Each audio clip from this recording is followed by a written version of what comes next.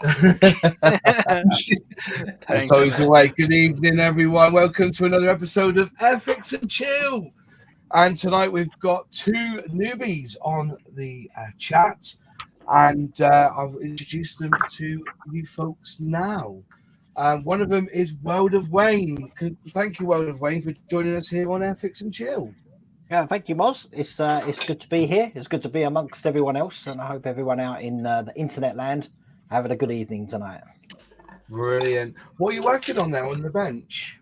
I've got my Revell 148 scale SR71, and I'm building the front gear enclosure at the moment, or painting it up anyway. Tricky kit? Am I right in saying that's quite a tricky kit to build? Yeah, it's a detailed kit. We've got this is the main bit that we start with here. Looking like that, and the bit that I'm making is just going to go in here. All this is a normally white plastic, but it's already been primed. I've left it like that. Now I'm just doing all the detail bits here. So fun old build. Fantastic. From what I can see, there's quite a bit of detail there anyway on the actual. Yeah, there's absolutely loads of detail. So this is one of these kits that are going to take you forever. Is it going to be a month by month sort of build, that one then? Yeah. Pretty much, yeah. I mean, I just received the Enterprise refit today as well, which I really want to get on with, the Polar Lights one. Yeah. So I want to get this one done, which is why I'm on it now. Because unlike a lot of you builders, I'm guessing you've all got like massive stashes of models. It freaks me out if I've got too many lying around because I just don't know where to start. Stash, so no, one at a time, me. Yeah. I think I've got about three things. Three things lined up. That's it. So fair play to you. No, I won't even go into how many kits I've got. I've even bought a bear cat today. That's good. So,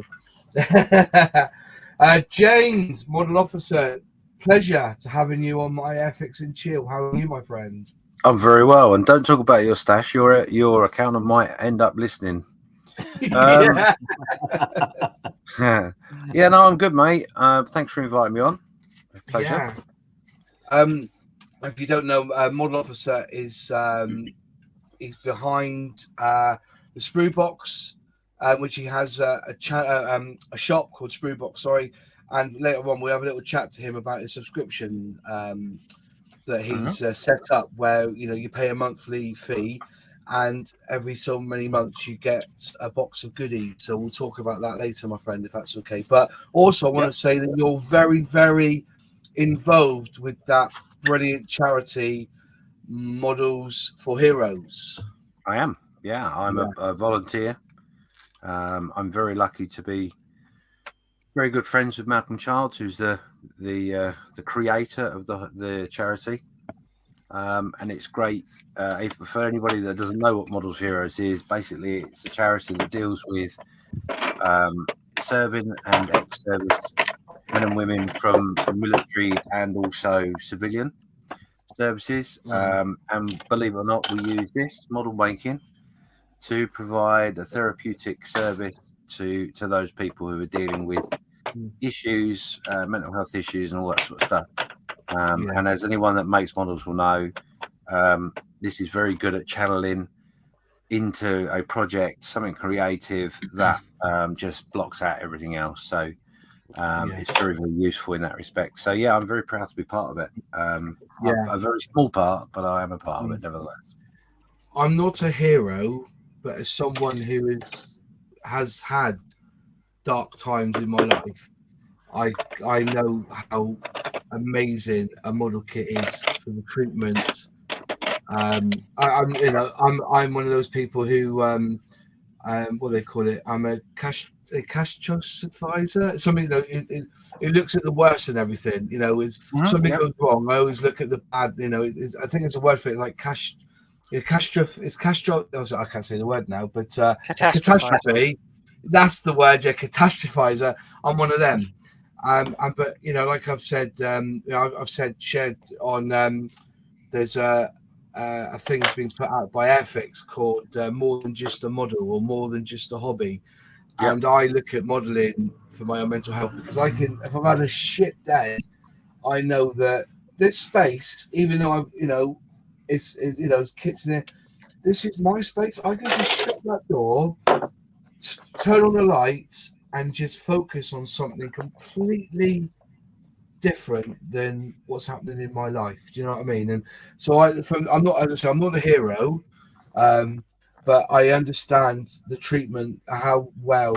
I think people just, you know, people don't realize what can be gained from sitting down and focusing on a little task. Because I've always said that a model kit is numerous tasks put together.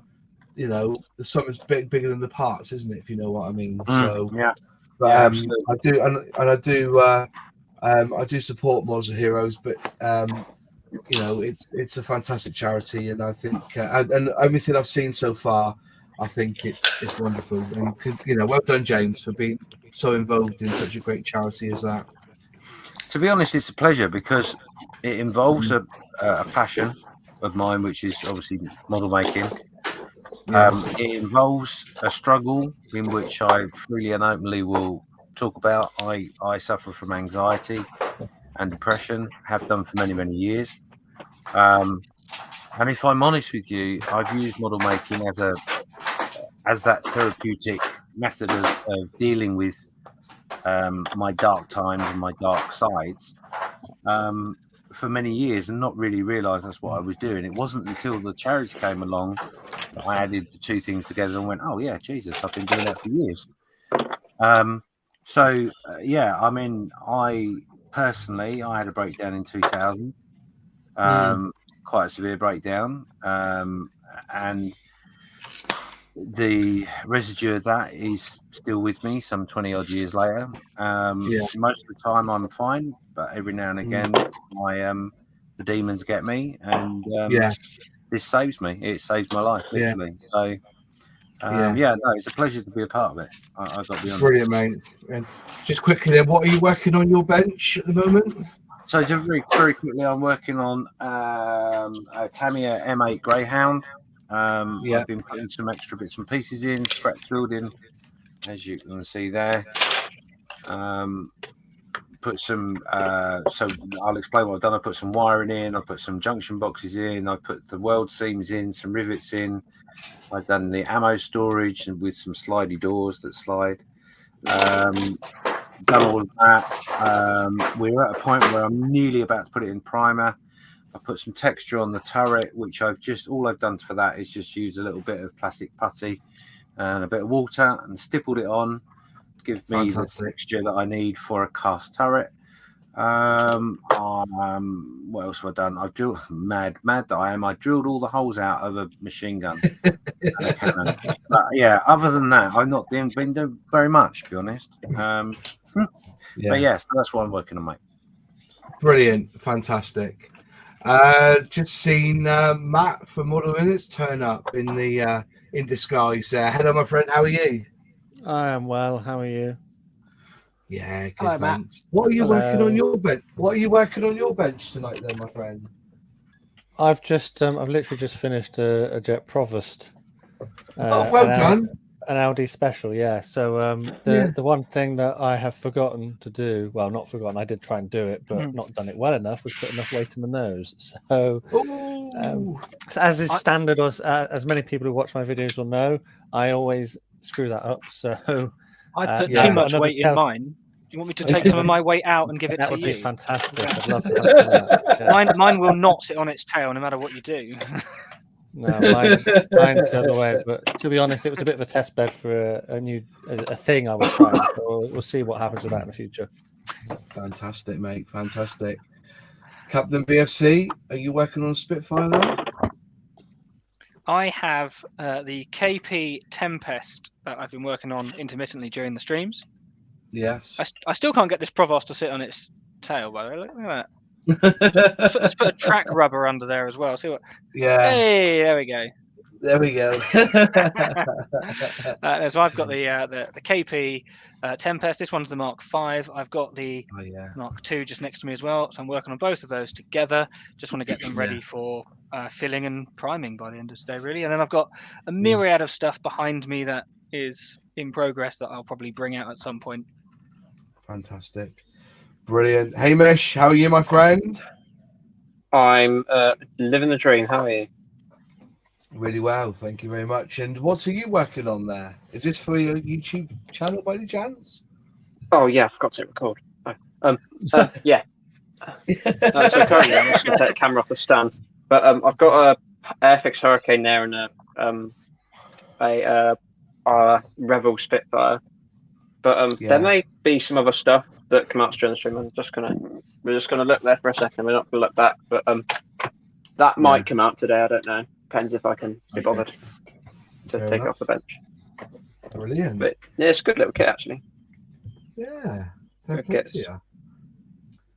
And we're going to speak to her with the nails, Lexi. Hello, Lexi. How are you doing? Hello. Have you found some gloves yet that will put your nails in as well? No. No. I had to spray something today while I was respraying the silver, and I had to then scrape all the silver paint off my hands. So. Oh dear. Well, off my nails. My hands were fine. It was just my nails. Yeah, I know. Those nails, man. It's like the Freddy Krueger of Airfixing. It really is, isn't it? You know what I mean? Listen, they keep saying to me that, hobbies are for older men. Now Lexi proves that women can model with the best nails in the world. Do you know what I mean? So they're just it pushes that argument, definitely. So what are you working on there? Has that got some rigging to go on as well? You're not going to bother with the rigging? I am undecided. Yeah, I'm sort of feeling no, but I sort of want to. But it's a Prague E39, and it will be done in Slovakian markings. But I started it a few weeks ago, and I just couldn't be bothered to finish it. So I figured that's what I'm just gonna crack on with today. Yeah, brilliant, fantastic. Also, again in the chat, we've got our friend from across the channel there, Rorex. Hello, my friend. How are you? Hello. That's a I'm good. I'm doing good. Yeah, I'm doing good. And yeah, thank you. Yeah, although the tail decal got screwed up, I painted it on, so it looks good now. Brilliant. Did the decals yesterday, and today I'm going to finish with some varnish, and I'm still busy with the cockpit glass, so that needs a yellow stripe on it. So I did the black, the metal yesterday, and the black today. So I think tomorrow it will be finished. And I got my awesome Blenheim. Oh, it's looking it's good. The most perfect Blenheim that they have.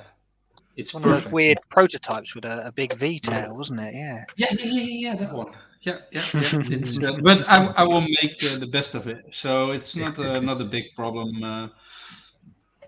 So it will just take time, and I decided I'm only going to work on it on the stream, so it's my side project for streaming. Yeah, it's good. Fantastic. Right, I'm not going to go into the chat and welcoming everybody individually. So everyone who has left a message in the chat tonight, thank you so much for joining us. It's a pleasure to do these chats. I just want to mention one chap, Ian. I'll put him up now. Ian, good evening, guys. Not normally a Monday evening viewer, but currently killing time in my hospital bed. Hope to be back at my bench by Wednesday. We wish you all here from Airfix and Chill a speedy recovery, my friends. No matter what it is in hospital, I just hope everything all going in the right direction and you'll be back on your bench. So there's Ian there. I've noticed people have noticed there's some paperwork on my desk, and there's a reason for that. I want to talk about our kit's expensive because one of the comments I've been bashed about is the cost of the new 24 scale Airfix Spitfire is £94.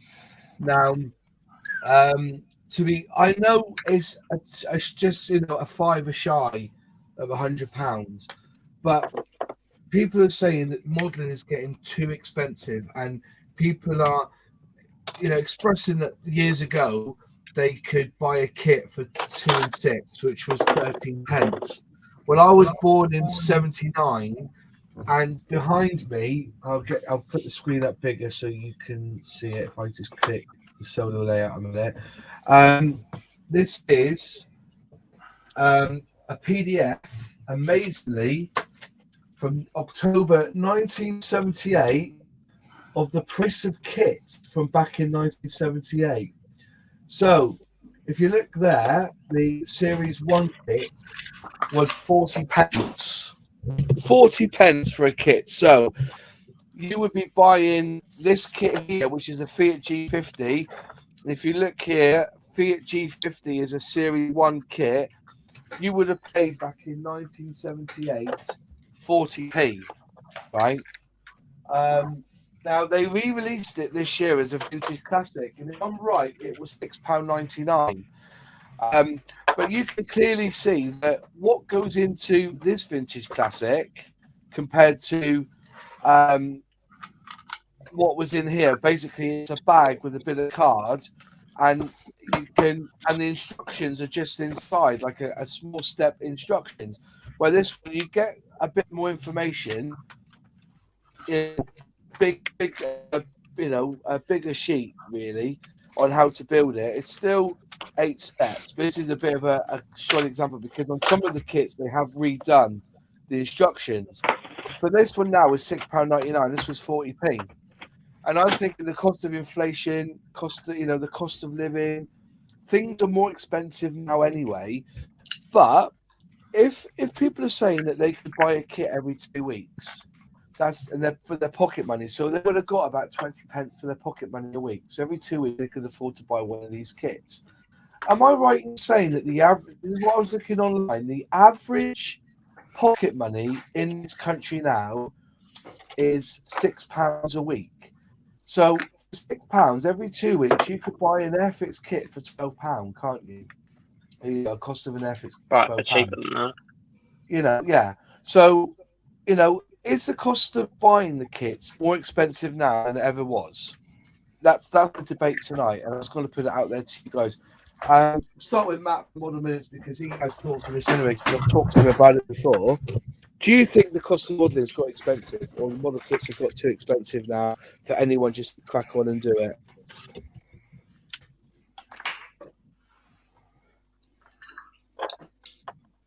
Anyone? Oh, sorry, I thought you were going to speak to Modelling Minutes. Yeah, same. So as well. Yeah, no, sorry, I was AFK. I'm here. Yeah. I had to pop out quickly. I've literally just come back. Sorry, what was the question? Stay behind after class.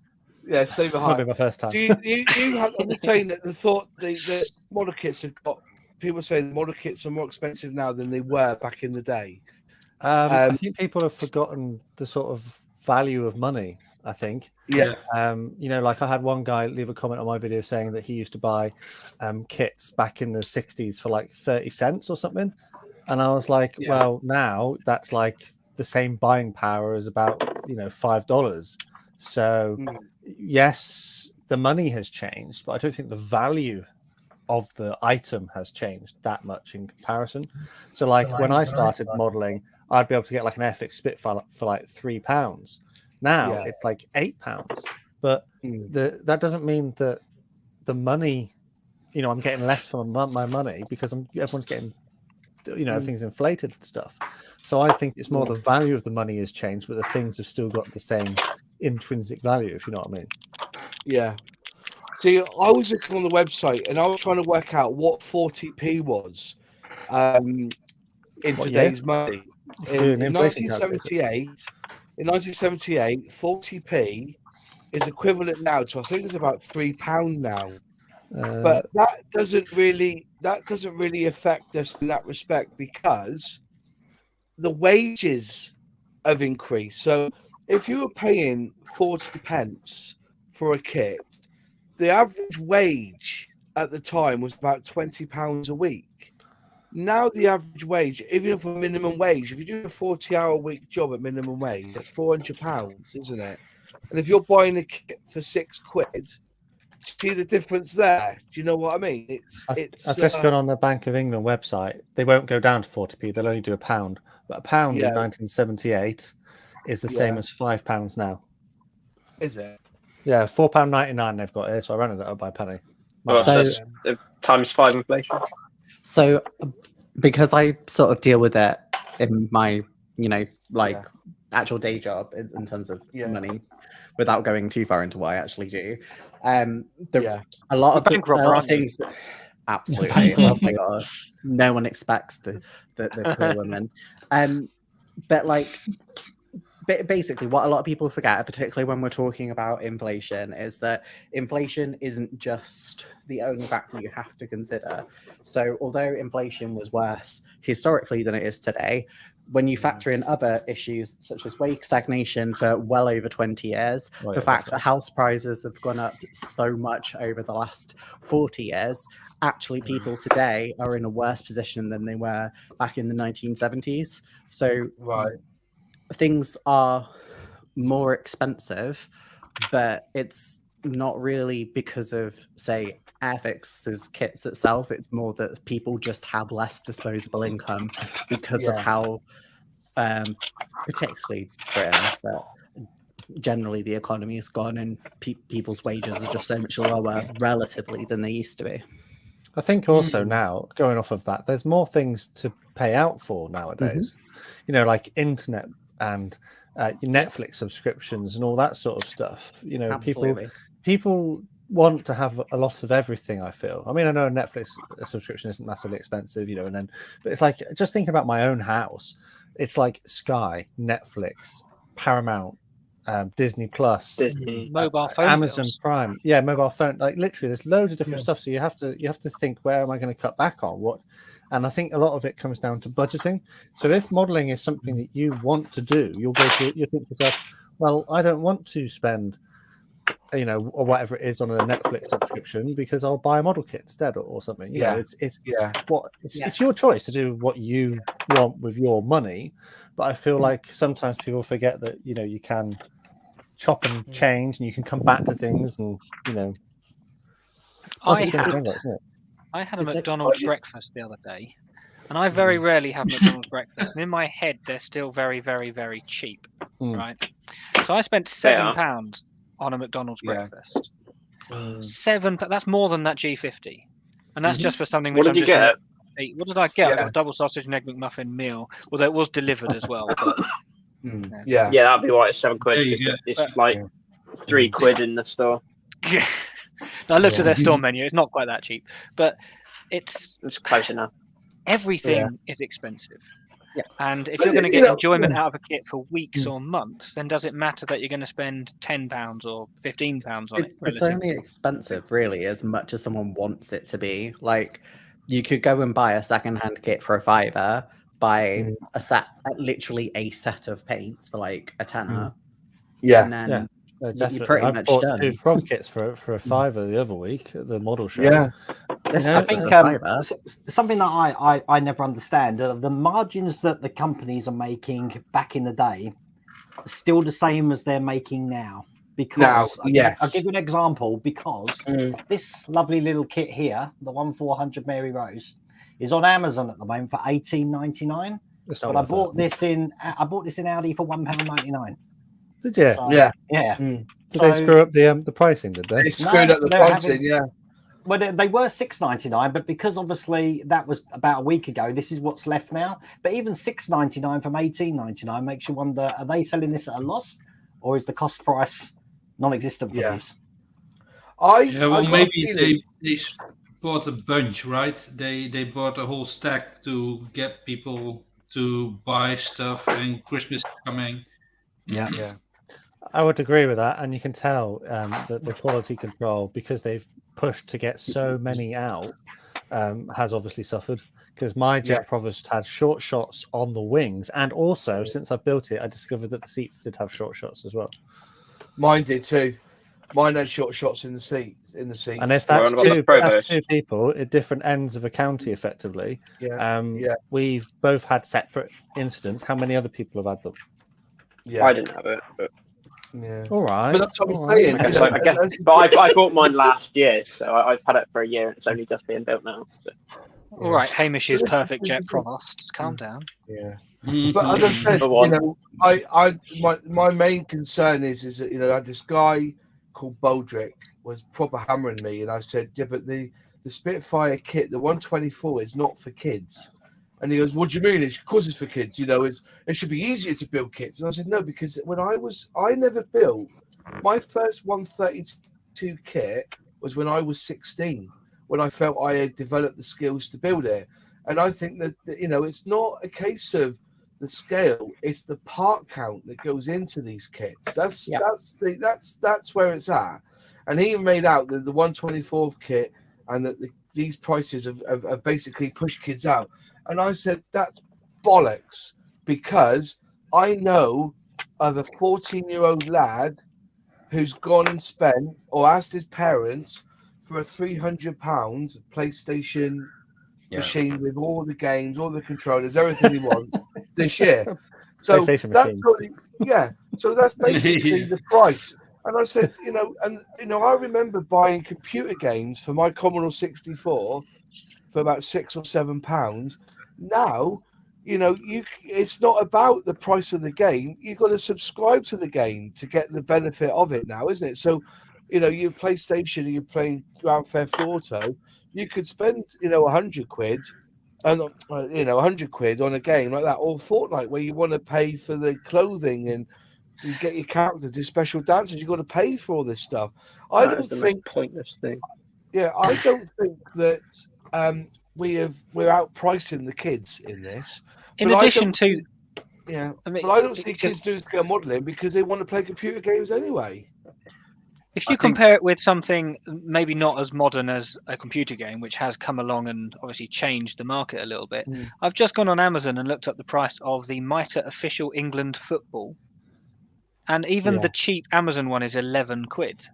Yeah, and that's a football. So a kit which you're going to have, or a football? It's actually not that big a jump, is it? I think that's the problem, though, isn't it? Is that you touched upon it earlier? Is the fact that people's value, how they value the money, has changed dramatically. We don't bat an eyelid at spending £1,500 on an iPhone because we're paying for it monthly. We don't bat an eyelid at £500 for a PlayStation with all the trimmings. We don't bat an eyelid at going out and spending nearly £10 on a breakfast. Oh yeah, we don't. We just do it. We just do it. And I think the problem is, in relation to what you just said, Moss, about the pricing kids out, and the fact that the whole thing with Airfix is that you buy a starter kit and you build up through the skill levels. It's written on the box. It's quite simple. So the new 124 Spitfire is a level 4. It's the top of the range. It's the top of the skill level. It's going to need extra. It's going to need multiple parts. It's going to need multiple types of skills to be able to build it. It is not something for someone that's just coming to the hobby. It's something to build up to. And £100 in the scheme of things, realistically, is not a lot of money. Yeah. When you're looking at a child might, for example, follow a football team, or to get a t-shirt and whatever, you're probably talking near on £100 for that. Yeah. A football shirt, I'm pretty certain it's about 80 odd quid last time I looked, and that wasn't that long ago. But the value of that's much more acceptable. It's no different to travel. The amount of people. I mean, I work on the railway. A lot of people, you tell them the price of the ticket. Oh my God, really? That much to go to London? You try driving there and parking in London for anything less than that ticket. It's impossible. I think it's just the perception of how we spend our money and what we think that money's worth. That's it. It's the value that we gain from it, isn't it? Yeah. Like, I have children, and at Christmas we usually budget £100 per child, and you look at it sometimes and you think to yourself, that's not gone very far. They might get one big present and then a handful of small presents, and you think to yourself, I've spent £100 on each of my children, and it's not a lot. It doesn't look like a lot. But so like £100 kit these days, If when I was a kid, that kit probably would have been 50 quid, and even then, to me, that would have been like saving for like 4 months to get that. Yeah. I think just quickly, because the chat was basically arguing the thing that we're outpricing the kids. I'm gonna put something out here now, and you can hit me in the comments, in the chat, whatever. And I mean this is from my heart. I don't think scale modeling is a kid's hobby. Now, hear me out. If you really think about it, did you ever get into scale modeling because you saw a kit and wanted to build it? No, somebody older than you were modelers themselves, and you got fascinated by what they were doing, and you ended up wanting to have a go, and then you have a go, and then you got into scale modeling that way. I don't think it's primarily, I can't say it now, a kid's hobby. I think it's very much, and always has been, an adult hobby that children can be fascinated by and get into it, and as they get older, they will start doing it more, because I think there comes a point, especially for me, I did it as a child, I went away from it, and I've come back, and I think that's what happens to a lot. And the way I got back into it was because as an adult, I remembered the childhood, feelings of producing and making little kits, and I wanted to make something a bit bigger. Do you see where I'm coming from? Is that quite a statement to say, or do you kind of agree with it? I think yeah, go on. I'm still technically a child, and so I'm the closest one. I'm the closest one to be able to sort of go for this, and so I sort of like, the way I buy kits is I look at something, I think, oh, that's quite cool, I'm going to build that because I don't care about the money, it's got disposable income. But it's like, you see stuff like the expensive kits, and you're just like, can I be bothered to buy something and build it that big? And you got like yes or no, and then I can't see myself leaving this hobby for a while, because I do all the streaming and stuff, but life can get in the way. It's it just depends on what happens throughout your life and all that sort of stuff. I think that sort of on the back of that, it's the time investment, isn't it? That's what you mentioned there. It's like, can I be bothered to do it? So a child is going to look at it and go, well, a small Spitfire 1/72 scale, that's going to be a day. That's a day's build. Whereas the 1/24 scale, that's months potentially. Unless they just want to stick it together and throw it out the window, then that's like 3 hours. Exactly. But it's the time investment, isn't it? You can decide to put as much or as little time as you want into your hobby. And maybe perhaps children, when they're younger, there are so many distractions that devoting specific time, and I'm not saying that that's a blanket statement, I'm just putting out a what if. What if, what if they don't want to just pick one thing and do that for hours at a time? Maybe they want to come in and do different things. Especially now with like video games and stuff. I don't think I massively agree that it's like not for kids. I think for me, it's more that this is a hobby that isn't targeting kids. I would say modeling as a whole has been very, very slow to adapt to. Even social media presence is not exactly overwhelming. Some companies still don't have. YouTube don't have really any social media presence whatsoever. And for me, that's probably why youth don't really engage with it, because it's not in any formats where they would really discover it. I've seen kids who do modeling on TikTok, on YouTube, like when you go through shorts or whatever, and it's nice to see that it's there. But realistically, a lot of hobbies that children get into are pushed through those channels now, whereas modeling just isn't. It's not mainstream. Yeah. The thing is, I don't know if you guys who went to the Airfix thing remember the question. And Mrs. World Away, my wife's in chat there. She says, I'm a teacher of primary age children, and I don't think children have the attention span to focus on most of these models. I think children that build with Lego could move into modeling later.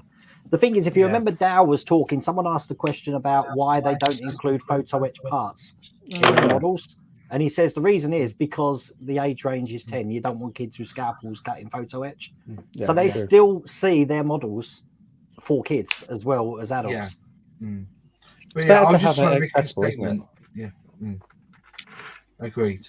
I was just trying to make a statement. I just felt that, you know, when I got into scale modeling, it was because of adults were building it, and I wanted a bit of the action, you know. And I said, you know, and if they wanted to get more into the kid side of it, they need to get into the space race, because kids are fascinated with space. Put a model up of a spaceship, and the people will build it. No matter if it looks like a Tesla, a SpaceX rocket, as long as it's a decent rocket, just put it up there and we can actually build it. You know, that's what I like to see. Even if you do make it for, maybe not for kids, as you say, Moz, but if you're putting photo etching kits that are being sold to beginners of whatever age, well, I wouldn't have started if I had to cut and super glue bits of brass on things. No, sod that. Yeah. I still don't do that as an adult because I hate it. I still try and avoid it wherever possible, but reluctantly do it. I've only got one on my channel, so not interested. And it's still glued to your fingers all these years later. Yeah, still got it there. Lego is a big thing. You know, it's like as you're saying here. You know, somebody put a quote up. I just took it down to put Wayne Welly up, but you know, people are spending mega bucks on Lego at the moment. Lego is very expensive, you know, for what it is. You know, but it's like one of the, you know, it's like the starting tool for all children. Like it's like the first toy boy or girl. It's like every child or friend that I've ever had has had Lego somewhere in their house. Yeah, no matter how old they've been, they've always had something there. I'm still standing on it every day. That's interesting.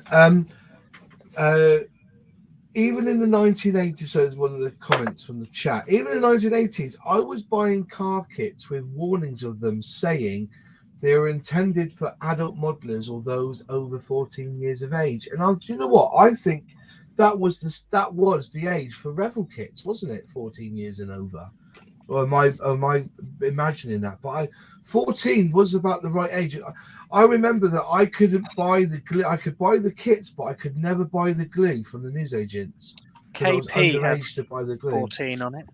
Yeah, I'm still underage to buy the glue. I can't buy it. I have to get my dad to buy it for me. Do you know what I got ID'd for buying glue the other day? What? I got ID'd for buying glue. Being ID'd for anything. No, I was like, are you insane? I've got a beard. Like the best compliment you can ever have. I know, yeah. I was like, you're either making my day or ruining it. If I can't get these bits of plastic joined together. I was going to say, you wouldn't be ruined if you didn't have the ID on you. You know what I mean? I know, yeah. We're getting turned down for glue. Revel says 10 years of age on it. Do you think that's because of child safety standards, laws, etc.?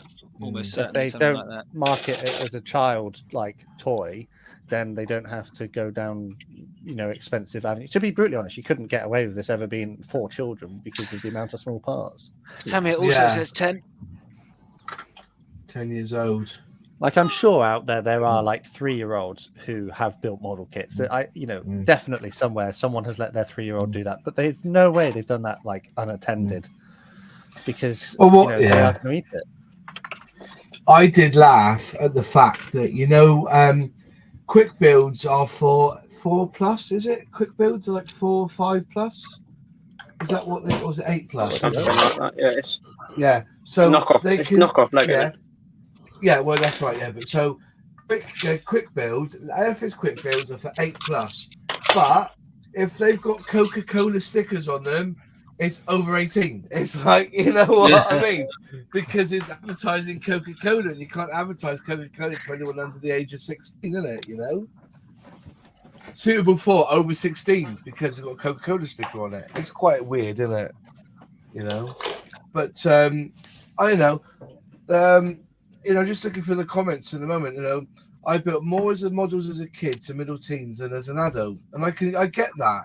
But were you building big kits? Did you want to build the 1 to 24 Spitfire from back in the 70s? What was the other one they did? But they did a Mosquito, didn't they? 124, is that right? Airfix? Yeah. Stuka, Hurricane, Stuka. Yeah.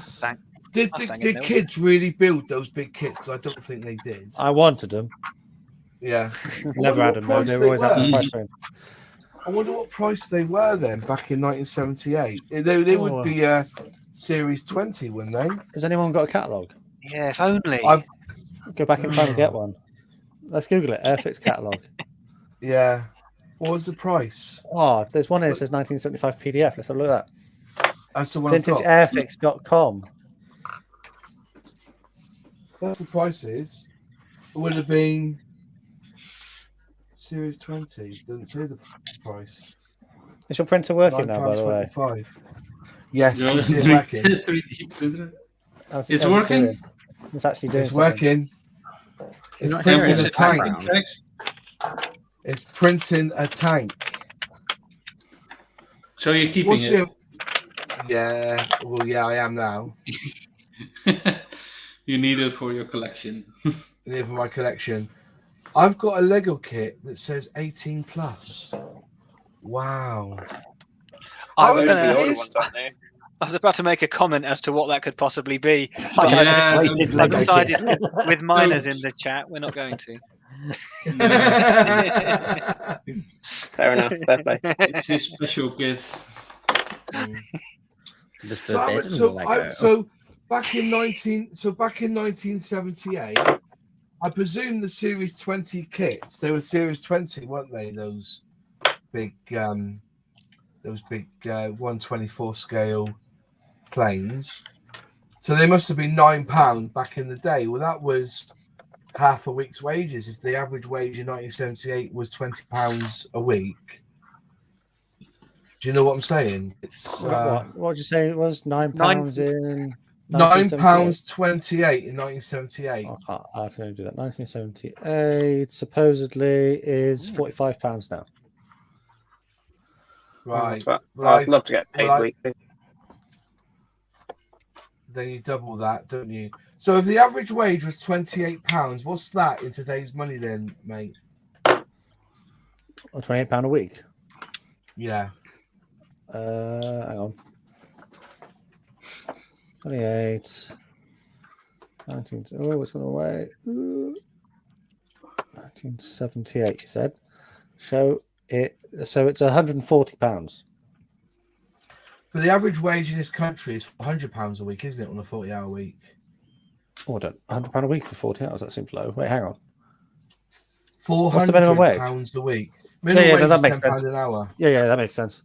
So what I'm saying is that even though the inflation is saying that say £9 was, we say £45. Yes. If you say double that, so at the moment, like they're saying the average wage was going to be £100 a week, £150 a week. Well, now it's 400. That's 3 times, isn't it? So in theory, if you look at it that way, should be 150 quid. The Spitfire should be 150 quid then for a 1/24 scale. Oh, so it's gone down a price. Good to know. Bargain. Yeah. No, get one now. Get your link in the chat there, Moz. Get some affiliation. Yeah, buy it now. Don't buy it now because it's cheaper. Don't if you go back in time, you'll never get a deal as good as this. You never get a deal as good as this one. Series 8. There you go. Series 18. Hang on. There you go. So the Series 12, which was a super kit.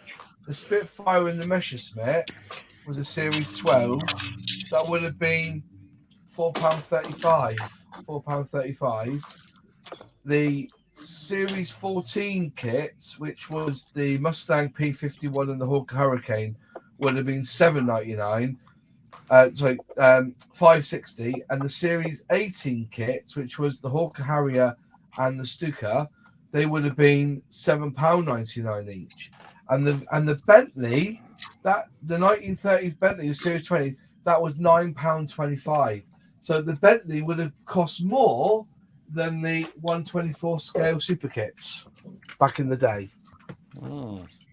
So I'm just saying that's how it feels that that people say, oh yeah, if you go by inflation, 40p would now be £2.71.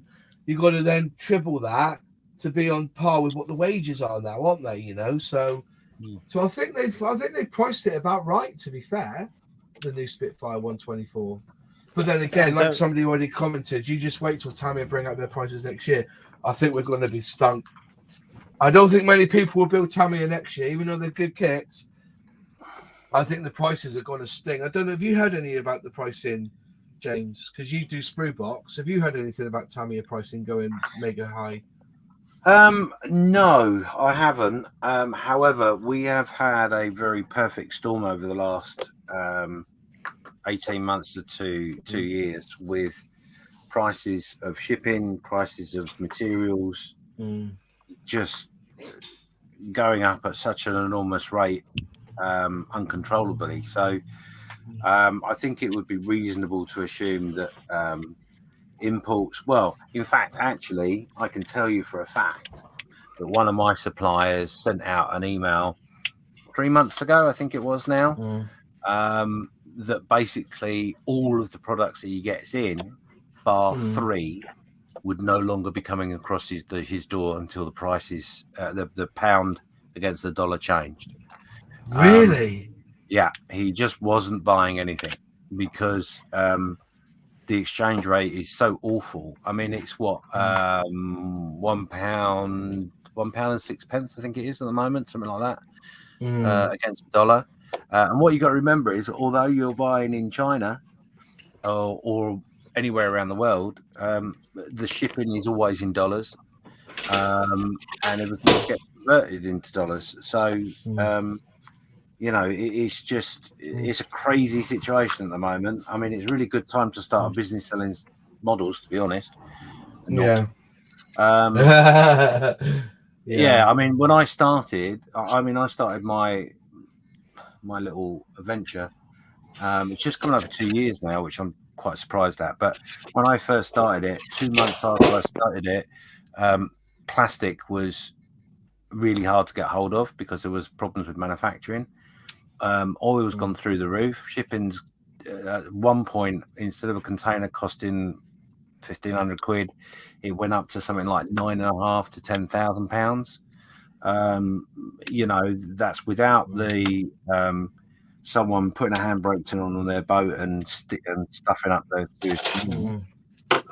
you know, it's been problem after problem after problem, and that's not going to go away quickly. And the problem is, obviously, especially with the material wise, making the product, is some of the actual physical product to make the stuff, that is still quite high, but the shipping itself is a killer. You know, and Airfix have suffered from it quite a bit, where, you know, you'll know as well as I do, speaking to Dan and stuff, you're like, oh, where's such and such in the scheme of things, where it's coming? They're like, well, we've been watching the boat pass us 3 times in the last 2 months. You know, it keeps getting up the channel and then turning into Europe. Rotterdam. Yeah, so as I said, I think you're quite right there. The pricing of everything's going to go up. You know, I was just trying to work out. I think it wasn't that far long ago. I couldn't even say about 5 years ago. It was $1.90 to a pound. Yeah, $1.90 to a pound. It was nearly $2 to the pound. Yeah, and now we're almost dollar for dollar to euro to pound is almost the same, isn't it? You know. Yeah. And you got to remember, after the war, after World War II, it was $4.50 to the pound. You know, and this is why the price of fuel's just rocketed. You know, we need to make the pound strong again.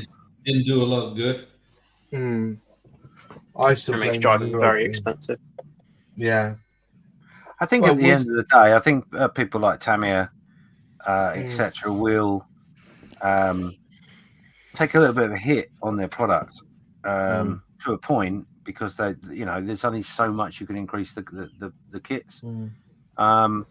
But with the way, I mean, I understand, in a way, I understand the comment that was made to you originally. You know, if you look at some of the kits that are out there right now, and they're fantastic kits, don't get me wrong. And value-wise, I think they're about right. I don't think there's many kits that are overpriced. But the new stuff coming out all the time, and they're all coming in, you know, a 1/35th. I mean, that Gecko K2, for example. and Airfix as well. I think the same applies to both. To be under the £40 mark, crazy, totally crazy. And you know, Gecko could have quite easily got away with another 10 on that, easy peasy, without people even squinting at it.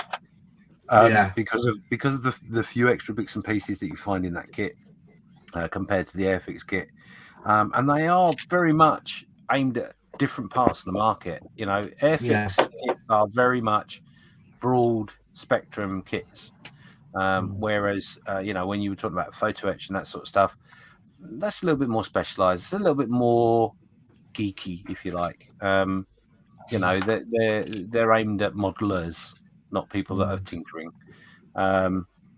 You know, even I suppose actually thinking about it, even the K2 is a level 4, I think, isn't it? Off the top of my head, I'm gonna have to have a look. The K2 one. Yeah, the one from Airfix. Yeah, it was a level 4. That was a level 3. No, level 3. Sorry, level 3. So, yeah. You know, you're well over the halfway mark for the skill level, so the price should sort of determine that, I guess. But they brought that in for a really very valuable, very reasonable price, I thought. Yeah. And you know, and I get it. You know, you've got, you know, not being funny, you've got Andy's Hobbies. Andy Hobbies has just brought out a 1/16 Sherman. He's got a Tiger coming out next year. Beautiful kits, massive amount of plastic, and it's coming in 150 quid, I think it is, 160 quid. Really? Yeah. Now that's cheap. I gotta be honest. I think that's cheap. But when you're looking at your wages and you only spend £30 a month on your hobby, that's a lot of money. Yeah, that's right. So it's all down to perceptions. But have you had that tank from Andy yet? Have you seen it? Have you, or have you? No. I've not physically got my hands on it. But I'm aware of the product, and it is awesomely special. Awesome. What did he? What was? He didn't actually design it. Then he just put his name to manufacturer's tank. So I don't know the full ins and outs, but I know Takum is involved with it. I think he approached them and said he wanted to bring it to market, and they backed him. The design work and all that, I'll be honest, I have no idea. It's probably on a podcast somewhere. He's been interviewed a few times by the Plastic Posse. But he's just got a passion for that scale. And he wants to bring out kits in that scale, and replace some of the ones that are out there already that aren't that brilliant, that aren't that detailed. And there's a market for it. There's a big market. So he's just happened to press the right button, I think, personally. Yeah. What about you, Wayne? Do you build predominantly Airfix, or you just you kind I just go for whatever the model is. So I mean, at the moment, this is a Rebel kit. I said I've got the Polar Lights Enterprise today. Yeah. So I mean, I'm not fussed. I do notice different qualities between different manufacturers, big time. This one I'm doing at the moment is just awful. So, but I'm going to have to do some cleanup on this. But I do wonder when you were just talking earlier about the manufacturers and how they're doing. I wonder what they're going to do in the advent of resin and 3D printing now, because surely that's going to eat into their business. And people can print their own parts. No, they'll just watch what Games Workshop do, and they'll do the exact opposite of what they do. Yeah, that's a good idea. Yeah, I don't think 3D printers will, if I'm honest. I mean, don't get me wrong, 3D printers are a great product. They're a great addition to your bench. And you know, when you think about the amount of money that's needed to support that sort of product, you know, companies just aren't going to do it. And in all fairness, Airfix have got a fairly good idea in that they've chosen not to do certain things because they know the extras market will take that up. So it saves them all that investment, all that money for research and development, and someone else has got to do it. The downside to 3D printers is there are people out there that are very, very clever with the CAD software and can develop the packages for certain things, but there's no way of securing it. You know, they just end up getting sent around all over the place, and the person that's put the effort in doesn't get the money for it. Yeah, this is a conversation that I've had with people in professional circles, and they agree that obviously if they were to do STL files, which can be sold or whatever, you know, like how there are miniatures that they do, you know, sign up and you'll get 50 miniatures this month and so on and so forth. But once someone has downloaded them, you're right, they can be just emailed to whoever they want. So say for example I wanted a 1/72 scale Bearcat, I could download the STL files and then send it to all of you for free. They'd never be able to catch that effectively. But so what I was talking to these professionals about was that it would have to be on a almost like an honesty box, so you can download them for free. We're not stopping anyone from downloading them for free if they want to, but a donation towards the modeler or the CAD designer would be the more preferred method of doing it, because that way you might get 5,000 people downloading it for free and 200 people paying for it, or conversely you might get one person paying for it and then sending it to 5,000 people. I mean, I do wonder if then the fix for that is in the actual hardware, not the software. But just like Blu-ray players had restrictions to make sure you weren't playing copy discs and stuff, if they could do the same sort of thing with printers. Well, the problem there is that the file that gets downloaded is an STL file, and the file that gets put into the printer is usually G-code or some sort of sliced. So the file type is completely changed anyway. It is a can of worms, and they haven't got it ironed out, and I don't think they'll ever find a way of making it so that, like, a file could be single use, for example. The only way it could be single use is like what HP do with their printers now, where you basically have to have a subscription to use the ink. What? Yeah, no, it's crazy. If your subscription expires, basically the printer locks itself. But that's the kind of thing they could do, where if the printer's connected to the internet, you could download the file on the printer and nowhere else. It will slice it for you, and then you can print it once, you know, and you'd have to pay again to print it again another time. I can see that. See, there's already a lawsuit going for that for HP anyway, because they can't do it. They're not. It goes against all competition. If you buy a product, it's yours. This is the thing. This is the biggest debate happening on eBay. You know, eBay have a thing called Vero, which means that you can. Say, for instance, I brought out a calculator, say, and I named it the Moz calculator, and I'm the only ones who are allowed to sell it on eBay, and I can Vero it. And if anybody else tries to sell my calculator, I can Vero it, you see. Well, the argument is it's actually against the law in competition, because if you own something, if you buy something outright, it's physically yours, you have the right to sell it on to whoever you want. That is the law of the land. And if you start bringing subscriptions, like Mercedes apparently are putting a subscription in, that if you want the car to go at its fastest, you have to pay a subscription for that privilege. Wasn't there heated seats as well? Yeah, I saw the heated seats one. Yeah, honestly. You know, you have to be cold unless you pay an extra £5 a month. Yeah, I think. Yeah, we don't let you have air conditioning. I think that's the end of it. I think that's the end the of Mercedes it. one, something like it's over 1,000 a year, if I remember rightly. Yeah, it's stupid. Stupidly expensive. Thank you, Crazy Looker, for the super chat. Much appreciated. Thank you very much.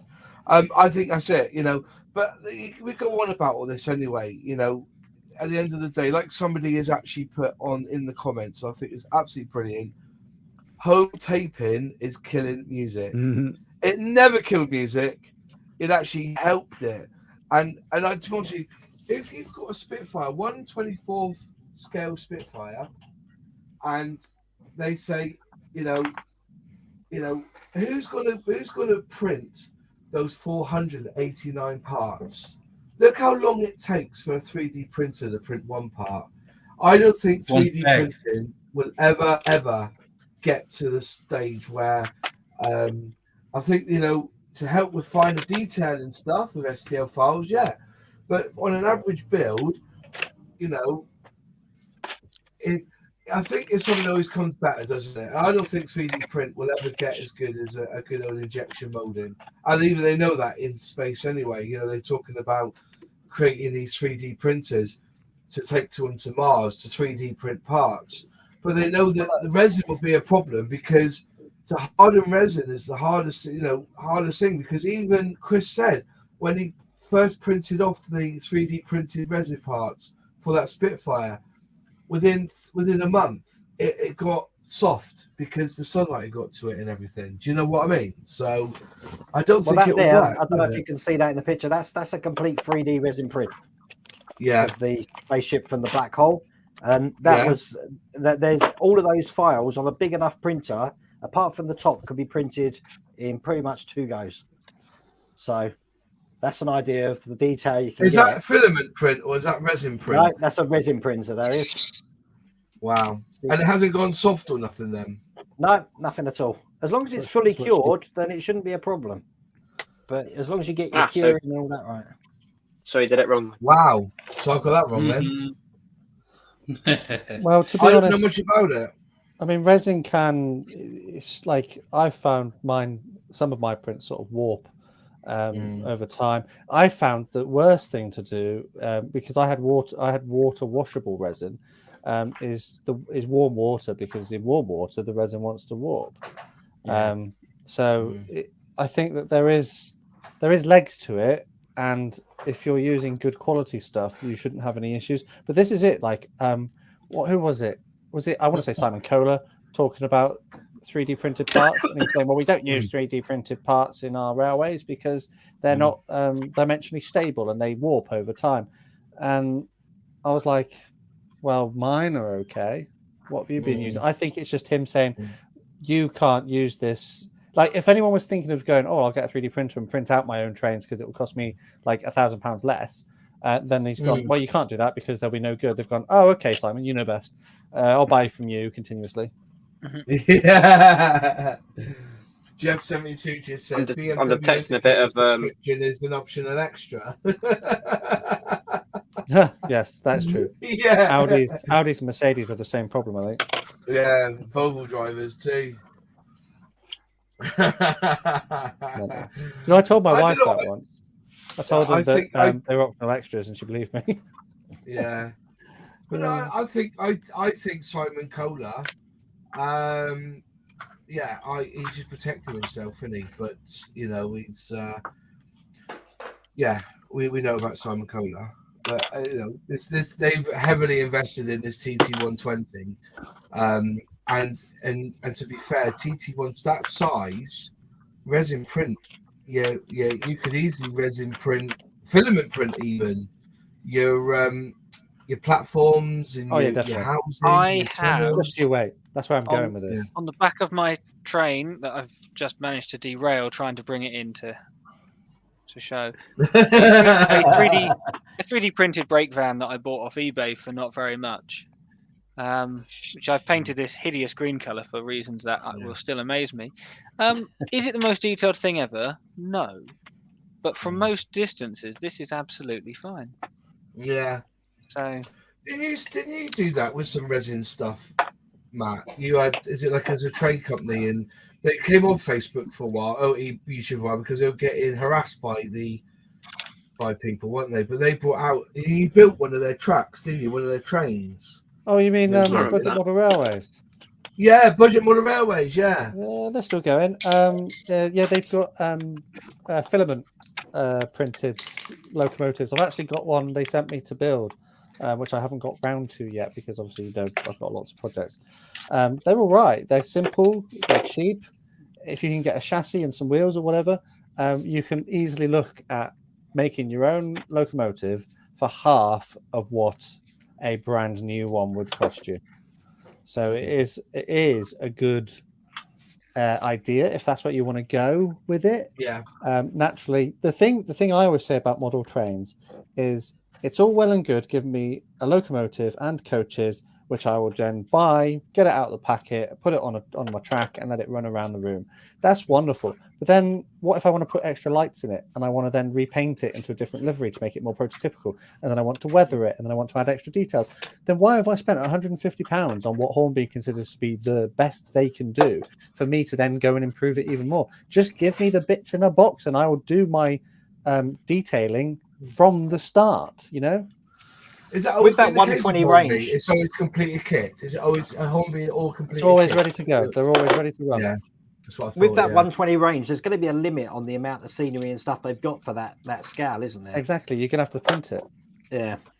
Yeah, you're not gonna get. But the thing is, like with kits and stuff, I always mention this, and other people would start chatting back and going, "Yes, well, actually, I think you'll find that it won't cost any cheaper to not have it made ready to run and fully assembled than to have just parts in a box." And I'm like, to me, that just doesn't make any sense. They're like, oh, it might save like £1 a kit. And I was like, yes. And if they ship 10,000 kits, that's £10,000 they've saved. You know, surely that's worth having a go at if it's going to slim down some profit margins. Give me the kit for half price, you know, because it's not assembled. I'd happily pay 50 quid for a massive locomotive, which just comes in a bag of bits. Well, the finish is tampo printed for all of the big manufacturers.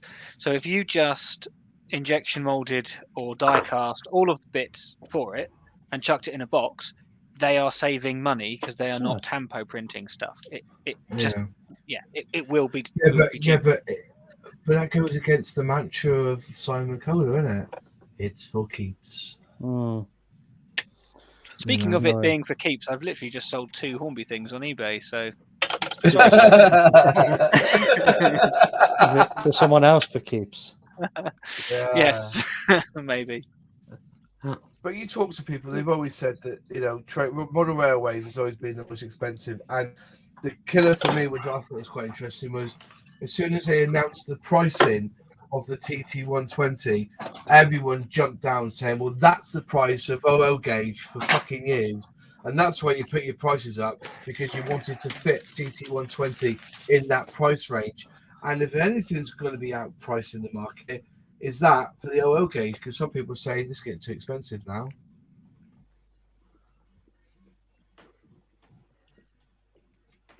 Well, I think it's £215 for the Scotsman. That's what I paid, 213, something like that.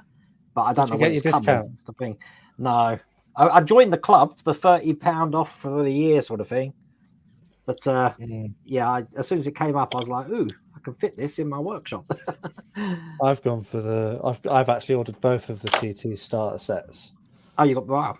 I went for both of them, and I ordered some extra track as well. What? Oh, right, because the track 5 layout, that looked pretty impressive as well. Well, no, I've just gone for my own bits and pieces. I've not gone for their, you know, buy our modules effectively. I've gone for my own stuff. But I also did buy some Pico track to compare, and it looked really nice actually. And I've also bought like a station building. That's the Pico one to build. So I thought I might make like a little diorama or something. I don't know. I like building stuff, so I'll figure something out. That's why this year the kids' Christmas budget is £12.50 each. Oh no, the kids' budget is still £100. It's just that they're into Melbourne Railways. Yeah, that's it. Oh, you don't like that? Oh, what a shame. I guess I'll use it then. Yeah. Let me give that back to Santa via my workshop. Yeah, I know. Yeah, I would like to know. They can have the ribbon. I would seriously like to know how much Hornby have invested in setting up this.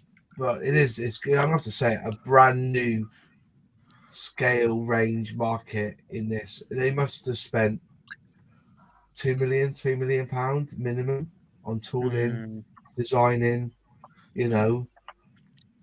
I don't know, but what I do know is that the fuckers cheaped out on the coupling rods of the 060 Sentinel, and it's a major power component, and they made it out of plastic, and mine fell apart in 10 minutes, having done absolutely nothing but trundle in one direction, and I had to take it back. So if they can invest that much money on TT, they can invest on making their normal things actually work properly. Not that I am bitter at all. I think we've touched a nerve there. Sorry, did you say you bought a Hornby locomotive that didn't work? Yes. You must be the only person in the country who's ever experienced that. Yeah, I think I am. be, Yeah. Yeah. It's for keeps. Have you looked at the instructions? Did you read the instructions manual? Yeah. Yeah. You said don't That's run. a That's a T-shirt for you, Moss. It's for keeps with a broken train on it. Yeah, that's right. Yeah, that's Spitfire. I can't use the Airfix one now. I've been banned from using that one. Not allowed to use that. So- You're not going to be allowed to use it for keeps either. With a picture of Simon Cowell. Simon Cowell. Yeah. Yeah. Well, they can't copyright it's for keeps, can they? Surely.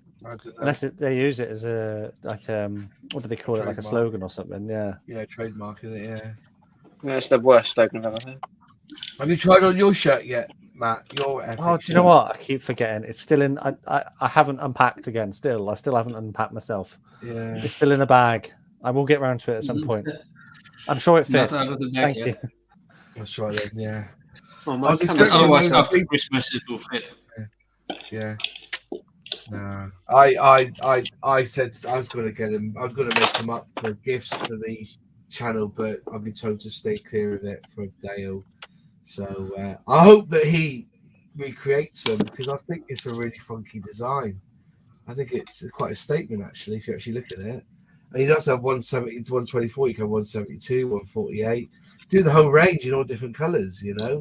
But I just think the way Airfix is written in that the 18 sort of font looks pretty smart, to be fair. One of my better ideas, I should say. Unlike the 3D printer. Ah, Yeah, hey. It's printing away We knew it there. was Look at coming. that, eh? I'm If building you a can't- tank. If you can't do Airfix and Chill t-shirts to give to people, why don't you do something similar? Because let's just assume that most people who make Airfix are quite chill. Present company demonstrating this. Why don't you do a Tamiya and Drunken Online Rage t-shirt? Yeah. Yeah. My train don't work. T-shirt.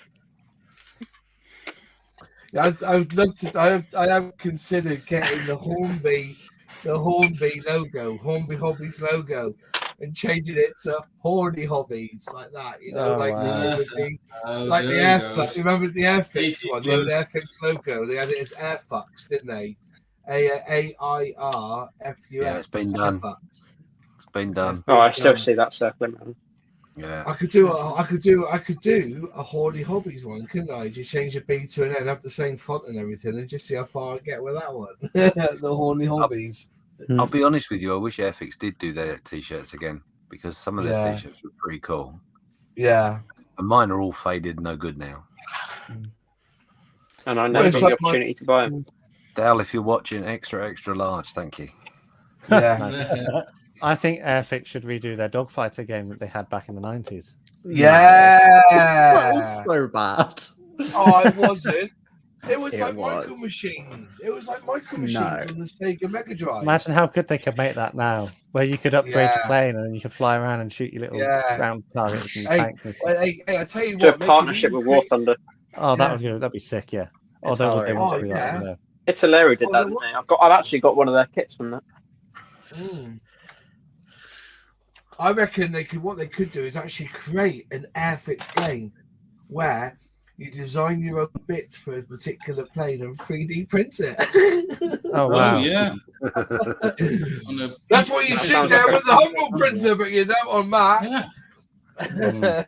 Now, you see, actually, well, they're missing a trick a little bit because if they created the ability for CAD design on a platform that they owned and they owned the rights to it, can you imagine the amount of people that might use it and actually put things together that was really cool and then they can go and manufacture them and it costs them nothing? Well, they have got they got a splicing tool which don't fucking work on Mac. That's why I'm having to use outside software to get the fucking thing to work. It's Well, you working shouldn't. now. You shouldn't buy a computer that's named after a fruit. Indeed, with missing. Well, you say that. I have one. I've got one as well. That's not the point. Yeah. Well, Microsoft Well, is on the named after a box it fruit. says it was ready for Mac. It's not. Yeah, well, it was ready for delivery for Mac. Mac the farmer. Yeah. But anyway, Wasn't it actually named after a coat because it's a Macintosh? I think it was. Yeah, No, it Something like wasn't. It wasn't. It wasn't. It's named after as an apple called the Macintosh. There's an apple. There's an apple called a Macintosh. The Macintosh you're thinking of spelled different anyway. So, but Isn't it named after the computer? Oh yeah.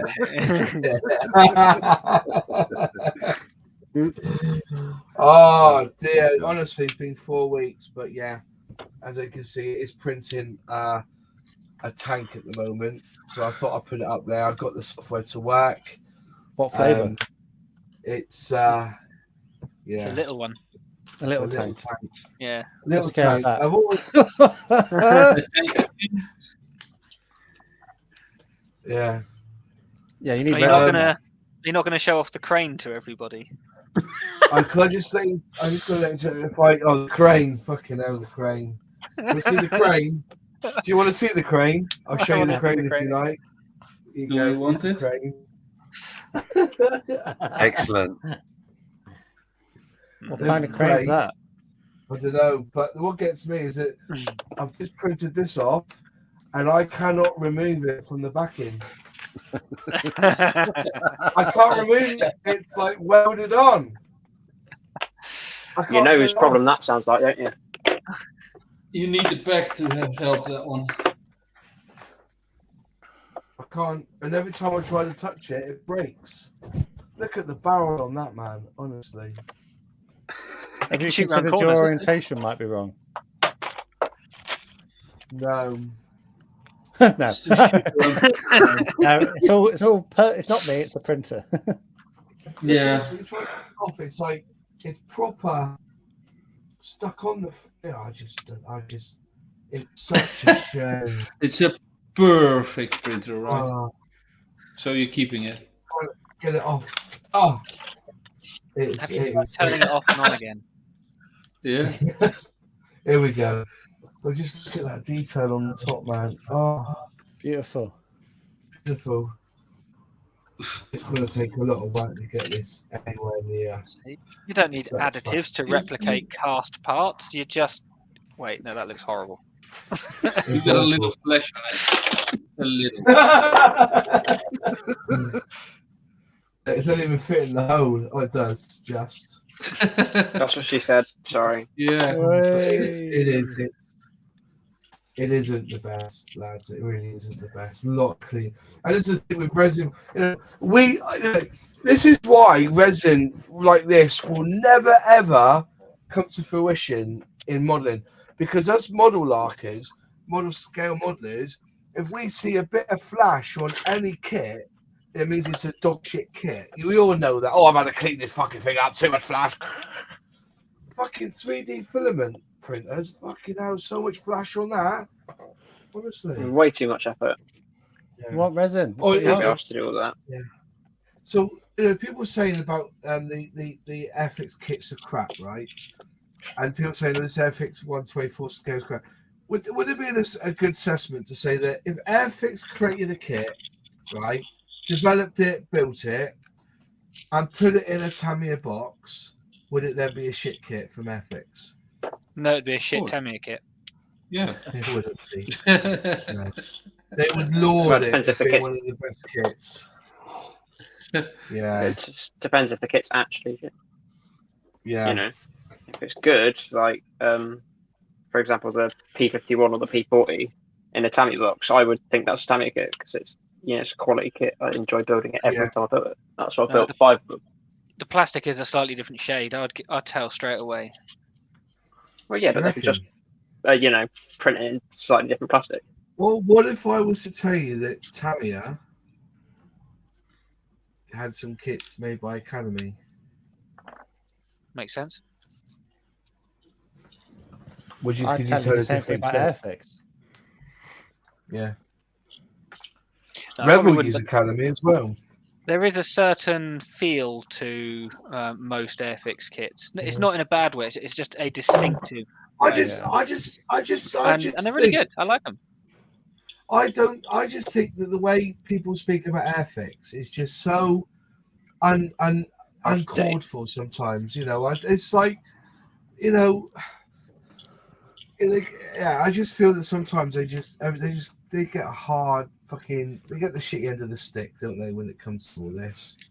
Yeah, because after they're a few cracker or- communications, you can use their printer, right? It's a Yeah. little bit like back in the day.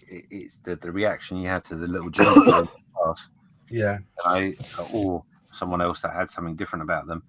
Yeah. Airfix has just got that thing, haven't they? And I think in fairness, I suppose to the comments, you know, they have been knocking out old kits for a long time, and they have not been seen to progress quite as much as others, but there's lots of reasons for that. A lot of reasons, but people don't want to listen to the reasons. They just, you know, that's just what they say. So I mean, it's a little bit like a Talieri, you know. A lot of people have got a lot of gripes about them. Monogram. Well, sometimes they're good, sometimes they're bad. Yeah, it's like most kits. I don't think, if I'm honest, I can't really think of a kit manufacturer that I've built a kit from and it's all gone together seamlessly well every single time, bar possibly Tamiya. And I don't really understand why that is. I don't know what they do. There is one kit for Tamiya that I've had that's gone. Well, not I've had. My brother's had it, but there's the Panther. The tracks don't fit. Yeah. So you have to buy the tracks from Tamiya to put on the tank that they built the wrong tracks for, or the wrong size tracks. Sorry. Wow, is that right? I was thinking maybe I haven't made enough. Maybe Edward would be the closest. Although that said, I've never made a bad Tamiya kit. Yeah, I mean, I was edging towards it, Edward, but I've had the last Edward I did have a couple of issues with, but I think a lot of the time the issues aren't necessarily the kit, the modeler. I think that happens an awful lot. You know, and I'll freely admit my K2 ambulance from Airfix that I had terrible trouble with the back, absolute nightmare. But it must have been me. It can't have been the kit. It just can't have been. Yeah. Because the amount of people I've seen... I've got to head off now. I'll catch you all later. See you later. Cheers, mate. Bye-bye. The amount of people I've seen that built the kit had a problem with the roof is quite a lot. And the roof, you can't really go wrong. However, with that said, I did. Because there are locating tabs in the two pieces that make the roof up, which are great if you get them in the hole. But I didn't get them in the hole, and I put mine together thinking, "Oh, that looks fine." And I went to put it on the model, it just didn't. It wasn't right, and I couldn't figure it out, and that's all it was. Yeah. And the strange part about it is, on the pieces, I might even have it be able to show you on the instructions here, actually. Yeah, so on the instructions here, this is the bit I'm talking about. You've got these two little holes here. Yeah. Where you've got two little plugs in the top part. And it does fit really, really well. On the side, there's two little nubs taken out on either side of this bit. But they relate to nothing. There's nothing on this top section that fits into there. And I don't know if it's something they missed or what. I haven't got a clue. But for me personally, if they'd had those 6 location sites, there is no way in the world that roof would have gone on there wrong. No way. And it was only by sheer luck that I realised I'd done, because I got so frustrated with it, I ripped it apart. And then as I'm pulling it apart carefully, obviously, I could see that one plug wasn't sitting in the hole, and I'm like, well, that explains what's going on. So you know, and you get that sort of peculiarity with any kit manufacturer. You know, Airfix aren't alone in that. So I think a lot of the time we get very frustrated with our kits because what you've got to remember is the tolerances of the kits are very, very, very small. So you only need to glue something slightly out of place. Have a knock-on effect to the rest of the model. Skill issue. Yeah. Well, I'm just saying, because I think this 1/24 scale Spitfire is an amazing achievement from Airfix. And the responses are, it's too expensive. And the one that gets me more than anything is, well, why are they doing another Spitfire? Well, everybody knows that Spitfires, Messerschmitts, all them fucking sell. That's why they do it. But the real pisser for me is that if you want to know a company that really does it, is Edard. You know, they released a Spitfire called, was it Last of the Few? Is it or the Few of Us or something? Everybody lauded it. I need to get that Spitfire kit. I need that Spitfire. Hang on a minute. You just said you weren't going to build another fucking Spitfire kit because Airfix are creating so fucking many. Oh, but it's Edard. I've got to buy that one. And what I've heard is it's not an overly good kit. There's nothing special about it. But because Edard released it, everybody wanted to wank and chiz down the thighs because Edard had done one. But if Airfix done the same, they get all fucking up and say, "Oh, why are they doing another Spitfire for?" Can I be a bit controversial and say that I want Airfix to do a new 72nd Spitfire Mark 9? Because it's not the Mark 5. The Mark 5 is a wonderful Spitfire. The Mark 1 is a wonderful Spitfire. Why don't we just respect all Spitfires for how wonderful they are and put more of them on the market? That will shut them up. Yeah, Mark 9 is beautiful. I think at the end of the day, maybe Airfix's biggest issue that they have is that genuinely most people want Airfix to be brilliant. Yeah. And their frustration that they're not getting that seamless build each time they buy an Airfix kit is what's giving them the hump. It's not actually whether it's a Spitfire or whether it's a Blenheim or whatever. It's just a case of there's just those niggly things that they're just not pleasing the community with, that gives them the arseache, because it's case, come on, Airfix is one of the top well-known manufacturers. It is up there without a doubt. And people, I've heard it said, people said, I don't understand why Airfix are in the top 3 of model makers because the kits are shit. Well, I don't agree with that statement at all. They're in that top spot because they've been in the market a long time and they've been churning out models for people for a long time. And and the bit that I said earlier is that Airfix genuinely feel that they want to appeal to the broad market. Not the big modelers or the little modelers. They want everybody to build a kit. And I'm not sure all the other model makers or model manufacturers are the same. Right, folks, I've got to go, all right? Yeah, no worries, my friend. You take care, okay? It's been great. Yeah, thanks, mate. And when you do a live stream, I'll jump on yours, mate, okay? Oh, definitely. All right, take care, everyone. See you later. Us, take care. God bless. Take care. Well, from what I've seen, right, most of these comments about Airfix making terrible kits come from what I call one kit rankers. They'll build one kit from a company, say, "Nah, that's terrible. I'm not building another kit from them ever again." And that just like brings everyone's opinion down the company, because they say, "Oh, I've heard this kit was bad from so and so," not knowing that they've only built just the one kit and not any others, and they've just like shat on the whole name for the company.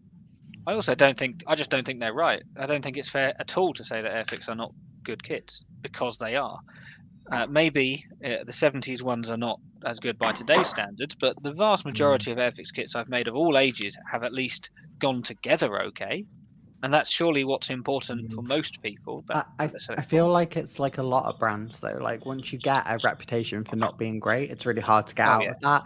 And Airfix did go through a very long period of releasing pretty subpar, really old kits as an introductory starter set or as a gift set. And for a lot of people, that's their first experience, and that's going to really tarnish their reputation. And personally, for me, that's why I think that reputation still presides with some people. It is wrong. They are a shitload better now, but I think it's really easy to understand why that reputation was there. It's just that it's hard to shake a negative reputation. So it takes but then again, I just want to point out that since 2006, is that the year that Airfix were were basically were part of a bankrupt company, which was Hella Humbrel, and then they got bought out by Hornby, who then dragged them under the umbrella of the Hornby Hobby range, and it was from that point on, Airfix to me is a new company. Yeah, I mean, there's a horrible interchange period where they did some Yeah. truly horrific things, but yes, after a few years after that, Airfix just notably is different, and it's one of the reasons why I'm still modelling now is the Airfix Tiger Moth that they did, because I was busy, university, you know, all that life getting in the way sort of shit. But I really like the Tiger Moth, and I'd never had an easy to make 72nd one that wasn't the horrific Airfix one of days of old. Yeah. And just buying that kit based on a plane that I like, putting it together, it was a joy. I was smiling when making it, and that is a different company to what they were 20 years before. Yeah. Absolutely. Exactly. And also they've actually come out and they've actually come out and said, "Hi guys, this is the situation. Anything pre-Hornby owned, we're going to be open, honest. We're going to give you a new system of identification. Everything pre-Hornby ownership, we're going to rebox for those who've got nostalgia or wants of old kits, and we're going to call them the Vintage Classic range." Hallelujah. And remember, some of these Vintage Classic range kits are reboxed, and you can know that they are an old tooling, you know. And some of these kits go back to the 1960s, 70s, and 80s. You don't get that with Tamiya. What was it? Their Jeep's been run since 1973. You know what I mean? So they can't be accurate back then. You know, this is what, you know, the accuracy now of Airfix. If somebody says to you there's inaccuracies with that Mark 9 124, you can say to them, you had a good arsehole till you grew teeth. Because I don't think there's a Spitfire that's been so heavily researched to get it right as is what Luke's done with that Spitfire. I think that says quite a lot. Yeah, I'm just gonna drop out now. I'll speak to you next week. Mate. See you later. Time for your bedtime. Cheers. See you later, guys. Cheers, mate. Nice seeing you. Do you know what I mean? I can't see anyone now saying that Airfix is inaccurate, because if you've got a researcher who's got a passion to, you were there, weren't you, on the Creator Day, James? Yeah. You know, they got the tank, they got the bottles wrong in the back. They got them wrong, and he spotted it and said, "Those bottles are wrong. Those auction bottles are wrong. They need to be this shape." Because the NATO bottles they originally did, wasn't it? Yeah. I'm afraid my counter for this whole argument is then Mosquito in 72nd scale is wrong, because they scanned the wrong one. Well, they didn't scan the wrong one. They scanned one and then they didn't adapt to the changes of that particular one. So it's not right. Yeah. But Luke wasn't there then. Luke wasn't there then. I think the other thing in which was very predominant in what Luke was saying was that obviously some aircraft, there are versions of them now, but they've been so heavily modified over the 40, 50 plus years in which they've lived, that, you know, they're not going to be 100% accurate unless they find that information. So yeah, it's true. It's such a, on the Mosquito, such a visually glaring error that's the one that I can't really forgive. Whereas other ones, you think, yeah, you know what, fair comment, but you just look at a photo and you go, oh yeah, that's not that one at all. Yeah, it still happens. I mean, everyone makes mistakes. I'm not saying that it's just an Airfix thing. Obviously, everybody ballses it up, but there is still that massive human error of, let's just think about exactly what we're scanning and what we're doing here. Yeah. But as I said, if you didn't, but then again, when people say it's inaccurate, it's one person says, somebody, is a prime example. Somebody put on the video of mine that the cowling was wrong. But that's because he saw the cowling different on it, and it was wrong on that plane that he saw, but he reckons Airfix was wrong. But when you speak to Luke, he'll say that, no, this is how the cowling is because of this. And when we saw a picture of a cowling that looked different, we find out that it was actually the wrong mark, but it got, so there's a lot of people who claim that these planes are wrong, but are they actually wrong? If you think about it, mate, if you say that Spitfire, you said they scanned the wrong Spitfire. Well, they haven't. They've scanned that Spitfire and they've created a model of an exact replica of that Spitfire. So who's wrong there then, Captain? Yeah, it's like but if you sell it as a specific mark, then it's wrong, right? For the Mosquito, whoever designed the decals and the options that they put with it, because they put a B Mark 16 as per the box, and yet they scanned a TT35 that was in the color of a B16, meaning the only one that is ever correct in that particular configuration is the one that they scanned, not the ones that have the decal option. In a museum. Yeah.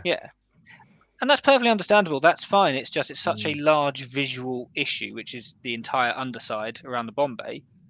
That's just a bit like the Messerschmitt 109 E3 in 72nd is not is sold as an E4 when it's not. That's a small issue, fair enough. Not many people are going to know about it, but the Mosquito, it really changes the look of it, and you don't have to be that knowledgeable on mosquitoes to know that it just doesn't look right. It's a little bit if you make a model of a Bougon and then sell it as a 109. Yeah, in a box. That's true. Yeah, I get that. They're visually totally different. Only the tail and the wings and stuff like that is the same, but due to that Merlin engine in it, it's totally different. Yeah, I get that. I do get that. Yeah, I do get that. But on the flip side of that, if I can just quickly jump in, when it comes to all this, at the end of the day, it depends how heavily invested you are in the accuracy of kits, isn't it? It's to me, if I build a Spitfire, I don't really care if it's, I personally like doing Mark 1s because I love the shape of the wings. Whereas when you've got the cut-off wings, it doesn't quite feel like a Spitfire. Do you know what I mean?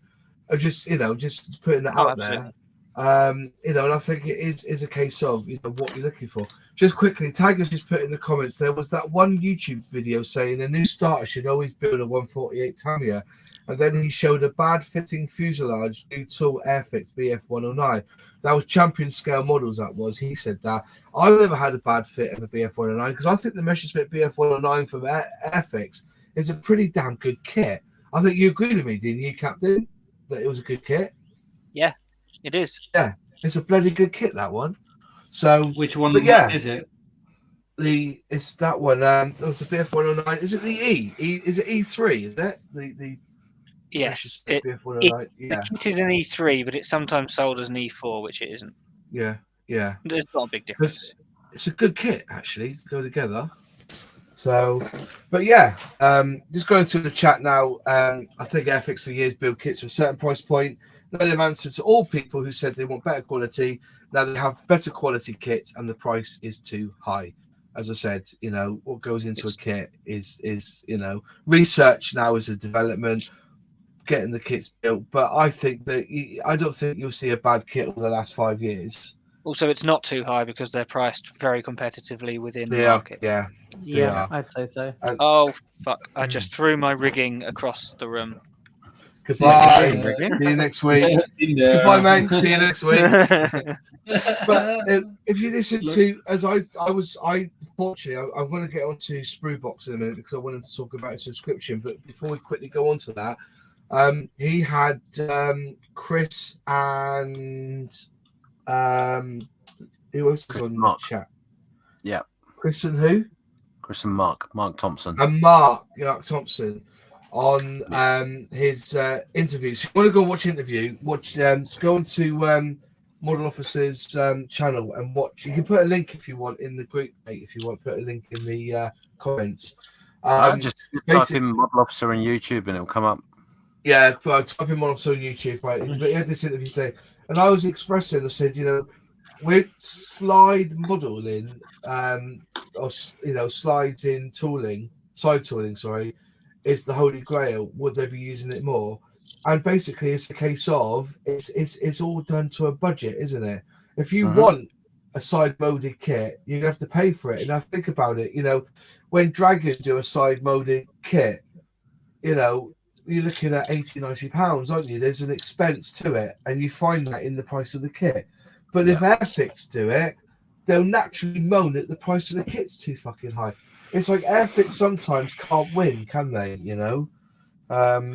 And as I said, you know, that interview was phenomenal today, wasn't it? And he did it because I asked you that question, and thank you very much for asking him, because there was a question I was going to ask him when I was up there and I forgot to ask. But yeah, it would be interesting if he did that, but it is to a price point, isn't it, James? Every single time. Yeah, I mean, at the end of the day, what you got to remember is, with any business, it's a business. You know, they've got to hit their margins. They've got a finite budget for development and molding and tooling and all that sort of stuff. It's all costed out. And when you set a budget around a figure of what the end up product will be to the market, then you're pretty limited in just how you're going to put that together to a certain point. You know, and I think the interesting part of the interview that I took was one of the things. Well, a couple of things. But one of the things was that the recipe for the plastic, they've gone back to 1980 for that recipe.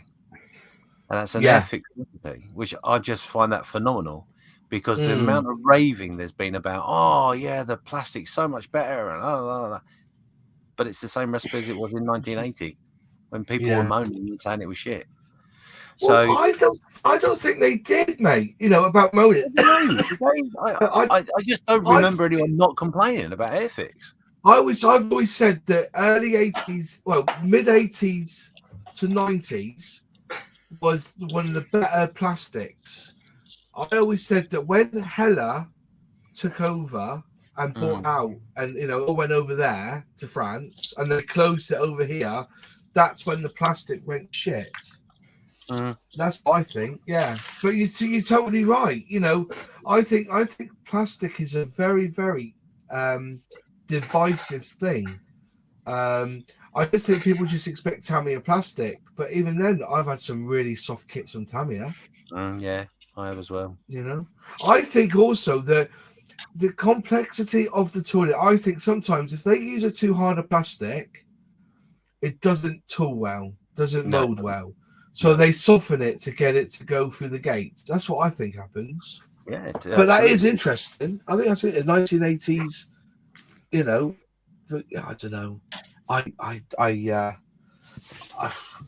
Indian plastic is what they used to say. It was really good. Yeah. I mean, what we tried to do today is we tried to, in a way, recreate what we had the privilege of seeing. And Mark Thompson from Plastech is incredibly passionate about what he does, but also very, very passionate about model making as well.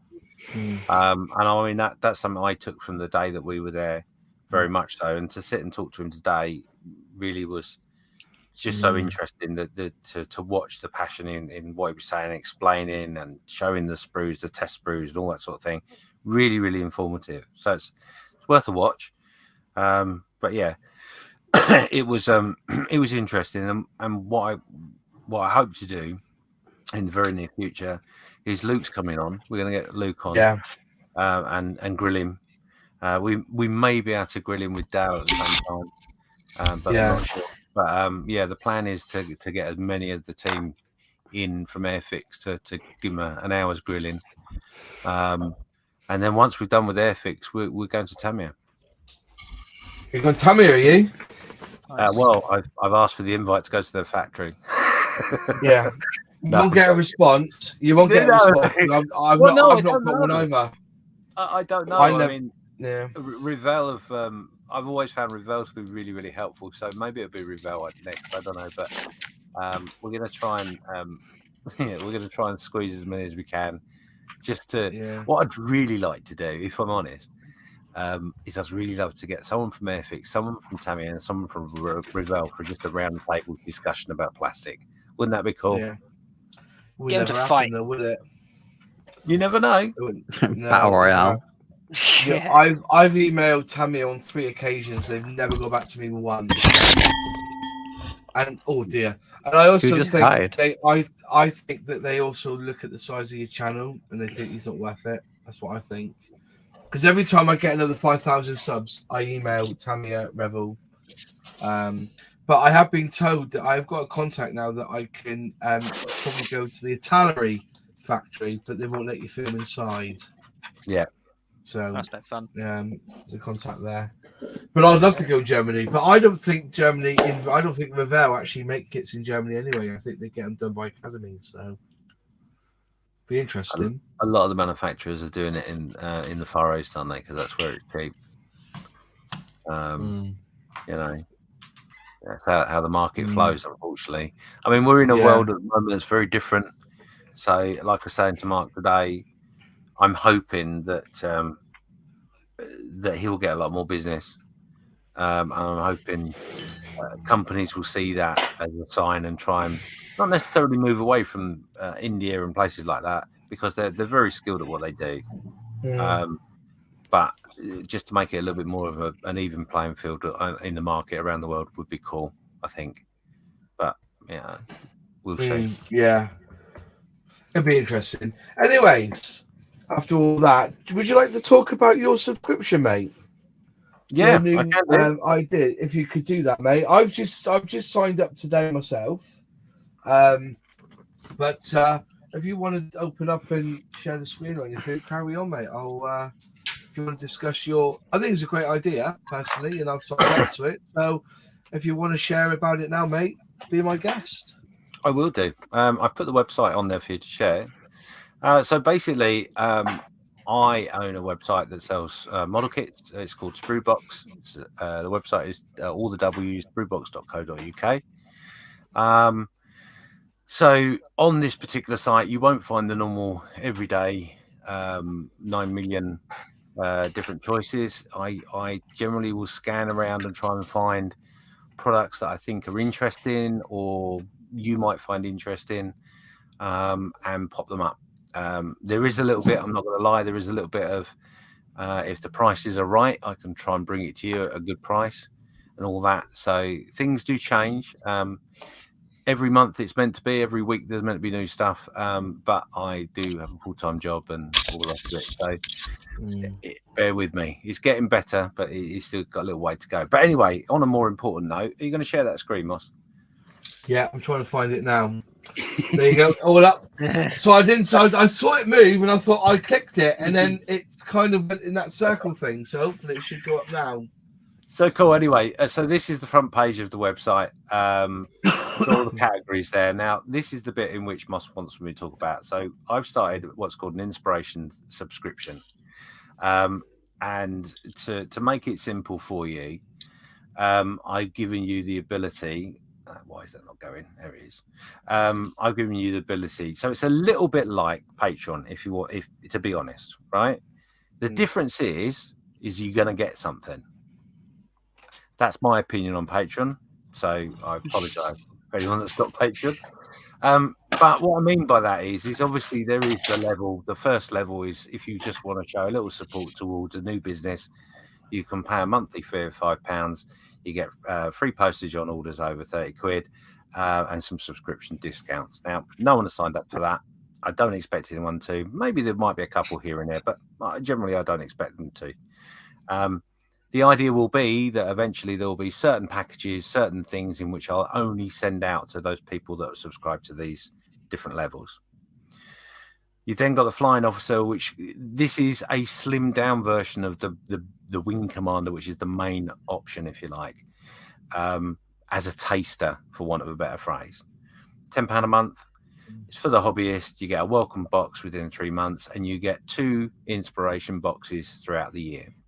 The Smaddock offers some bits and pieces and a deal on the postage, but it's mainly the inspiration box we're talking about. So the main package, which is the Wing Commander, you get a welcome box within 2 months, but you also get quarterly. So that's obviously every 3 months, an inspiration box. Now, they are the packages. You're free to sign up at any point. You're also free to cancel at any point as well. So if you're not happy, you just press the cancel button and it's done.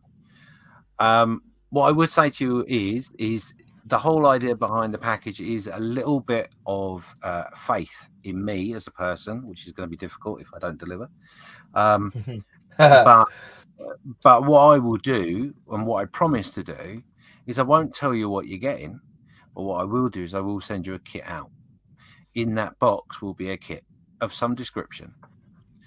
Also in that box will be other items of things in which you might not have readily available, or have not thought about buying or using. And the idea will be that we will together get the box open and work through the box. And I will make videos, because that's part of that, the Wing Commanders package, is that you get exclusive access to videos in relation to your inspiration boxes. Now, the truth of the matter is, after 3 months, those videos will go onto my YouTube channel. That's how it's going to be. But you get those for 3 months. But the idea being is that we're going to experiment with a few bits and pieces, and create some fun. Now, you can either follow what I'm doing and just recreate it, or you can watch the videos and take inspiration from the videos and do your own thing. But in that box should be all the bits you need to either follow me completely or go off on a tangent and do something completely different, which is what I'm sort of hoping is going to happen. So yeah, it's a little bit bizarre, a little bit different in a way. There's not a lot of profit margin in it for me personally. There is a bit, I'm not going to lie, there's a little bit, but it is a little bit. But the idea is to introduce you to some techniques, different things, different models, things that you might look at on a shop floor and go, I don't know. But they may be something that you would buy if you weren't so fussy. So so it's going to be a bit of an adventure. There are a few people. Moss has signed up. Thank you for that, Moss. But there are only a few people who signed up to it.